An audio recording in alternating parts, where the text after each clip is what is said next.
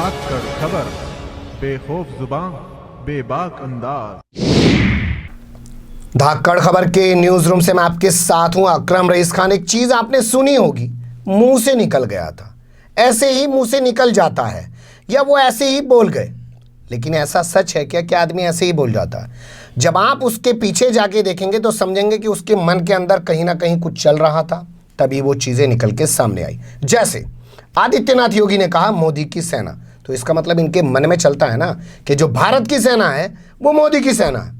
इसी तरीके से आज मोदी की दूसरी सेना का आपके सामने हाल रख रहे हैं। हालांकि अभी किसी के मुंह से नहीं निकला है, लेकिन जो चाल चरित्र और चेहरा उस सेना का दिखाई दे रहा है, तो ये कहने में कोई दोष नहीं है, कोई गुस्ताखी नहीं है, कोई कोताही नहीं है, कोई जल्दबाजी नहीं है कि उसको हम मोदी की सेना कह सकते हैं। जैसे आप देखिए इनकम टैक्स, जैसे आप देखिए ईडी, जैसे आप देखिए सीबीआई, ये मोदी की सेना। एक ज़माने में सेना हुआ करती थी इसलिए कि जब कोई राज्य अपने राज्य में मिलाना होता था तो राजे रजवाड़े जो हुआ करते थे वो अपनी सेना को उस राज्य पर हमला करवा देते थे और उसको हरा देते थे और उसे अपने अंदर मिला देते थे। आज ये मोदी जी की जो सेना है, सीबीआई, ईडी, एनआईए भी उसमें आप जोड़ सकते हैं, इनकम टैक्स, वो मोदी की सेना कैसे विपक्षियों पे हमले कर रही है, यानी कि कैसे उन पर अटैक कर रही है, वो आपके सामने रखेंगे। ताज़ा तस्वीर मध्य प्रदेश से आ रही है और उसके अलावा जो जो तस्वीरें चुनाव के दौरान उभरी हैं वो सब आपके सामने रखेंगे। उस पर बात करेंगे। सियासत की बात अनीस अहमद खान के साथ के ताज़ा एपिसोड में।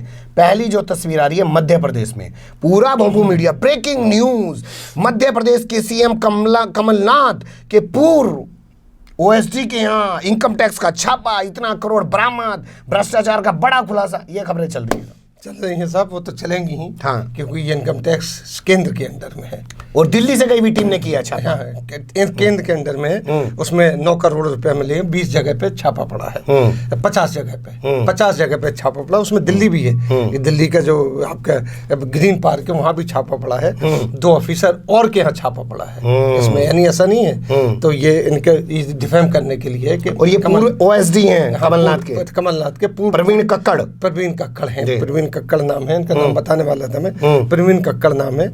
इस तरीके से इनके ऊपर छापा पड़ा और ये कहा जा रहा है अंदर खाने, अगर आप पॉलिटिकल सर्कल में ही जो इनके भक्तों के बीच में जाए, कि ये चुनाव में बांटने के लिए पैसा 9 करोड़।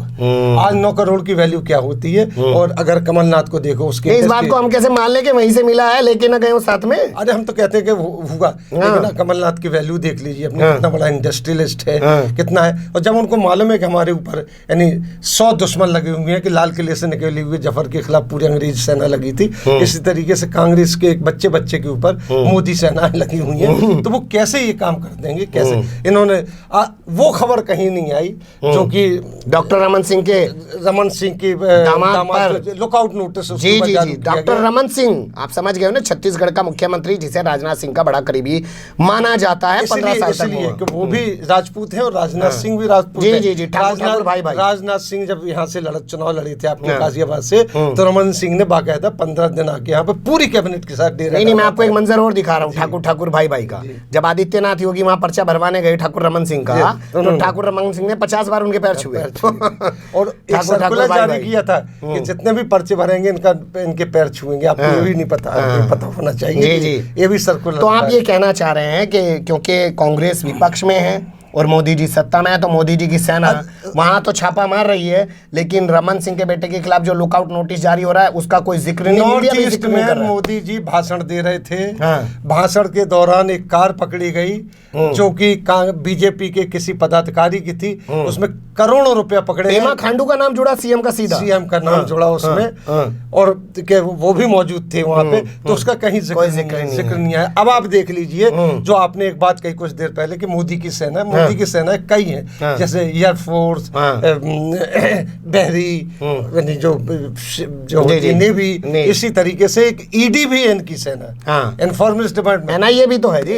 इनकम टैक्स भी है। इसलिए बता रहा हूँ कि ईडी का भी किस्सा आपने सुना होगा कि ईडी से एक फाइल स्लिप हुई और जिसमें एक एपी लिखा हुआ था। नहीं, और वो फाइल है जिसे आपको कोर्ट में दाखिल करने जाना है, उससे पहले वो कैसे आउट हो जाती है? और उसमें सोनिया गांधी का नाम और नहीं किसी का अहमद पटेल नहीं, मीडिया ने जो दिखाया।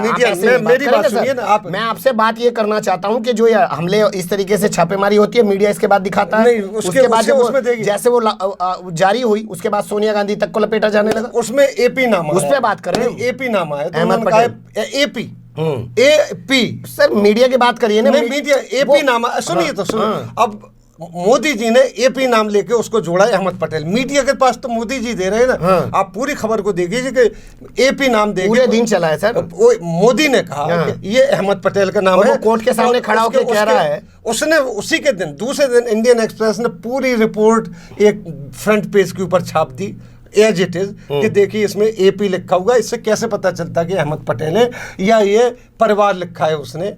दूसरी एक चीज ये भी तो देखे ना, वो क्रिश्चियन मिशेल कह रहा है कि मैंने ऐसा कोई बयान ही नहीं दिया है। वो उसने कहा कोर्ट में जाके, उसने कोर्ट में कहा कि मेरी इसकी जांच होनी चाहिए, उसकी जांच होनी। उसके वकील ने कहा कि जब हमने कोर्ट में फाइल दी थी बाहर कैसे आई। और इसमें जो एब्रिविएशन है अगर उनको कोट किया जाए उसमें 1000 एब्रिविएशन दिए गए, मतलब छोटे छोटे नाम दिए गए। उनके तो कई नाम निकलते, उसमें तो नरेंद्र मोदी भी पढ़ने में आता है ना। चलिए ठीक है, हम आपके सामने रखना चाह रहे हैं कि चीजें कैसे घट रही है। बताइए, कोर्ट में चार्जशीट जानी थी, उसको निकाला जा रहा है, फिर मीडिया में उसको हल्ला मचाया जा रहा है। क्योंकि देखिए नैरेटिव सेट करना है। कमलनाथ के यहाँ छापा मारा कराइए कि भ्रष्टाचारी हैं, और अहमद पटेल का नाम उससे लिया ये क्रिश्चियन मिशेल से उठा के, तो कैसे भी करके चुनाव में पूरे तरीके से विपक्ष जो है उसको बदनाम करें मीडिया के जरिए और वोटों को हासिल कराया जाए, क्योंकि कुछ चल नहीं पा रहा है। मैं जाना चाहता हूं अब निकल के यहाँ से आंध्रा में। आपने तस्वीर देखी होगी, चंद्रबाबू नायडू धरने पर बैठ गए और कह रहे हैं कि ये इनकम टैक्स वाले जो हैं, सीबीआई वाले जो हैं, वो जानबूझ के परेशान कर रहे हैं। बिल्कुल करते हैं।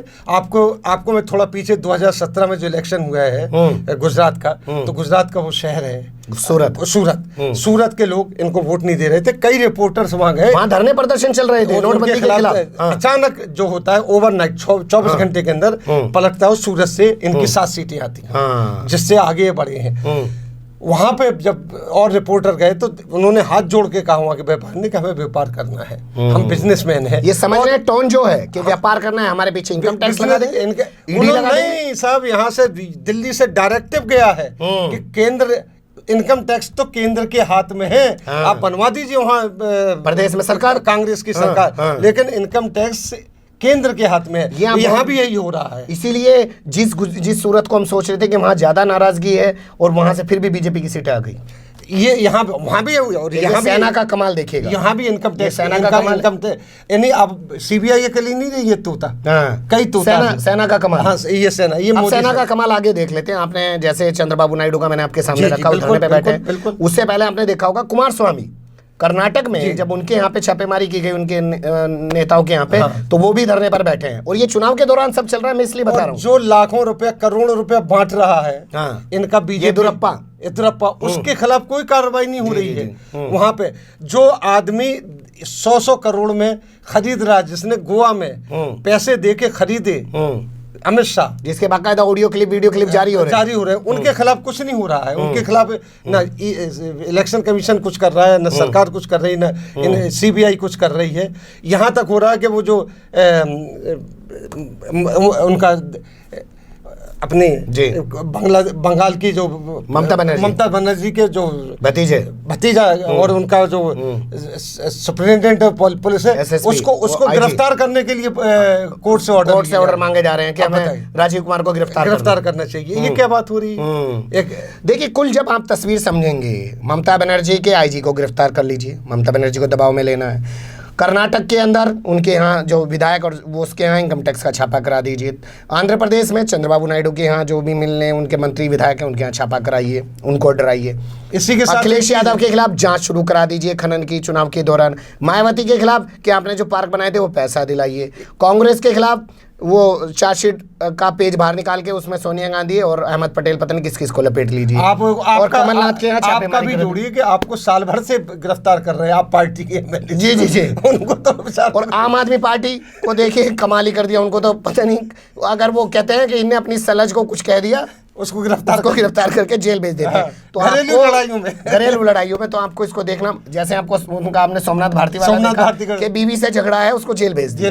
तो ये जो तरीके हैं ये आपको देखने पड़ेंगे, क्योंकि भोंपू बन चुका इस भोंपू मीडिया का पत्रकार दलाल चाटुकार वो आपको नहीं दिखाएगा। हमारी कोशिश थी कि हम कुछ चीज़ें आपके सामने रखें, आपके सामने रखने की कोशिश की। वो आपको कैसे दिखाते हैं आप वो भी देखिए, हम आपके सामने कैसे बात रख रहे हैं वो भी देखिए, और फिर तुलना ज़रूर कीजिए। कैसी लगी आपको हमारी ये छोटी सी कोशिश? कमेंट्स के रूप में आप लोग अपनी राय दे सकते हैं, खबर को लाइक कर सकते हैं, चैनल को सब्सक्राइब कर सकते हैं, ज़्यादा से ज़्यादा हमारी खबरों को शेयर कर सकते हैं। फिर ऐसे ही किसी सुलगते हुए या उलझते मुद्दे लेकर हम आपके सामने होंगे हाजिर। फिलहाल अभी हमें दें इजाज़त।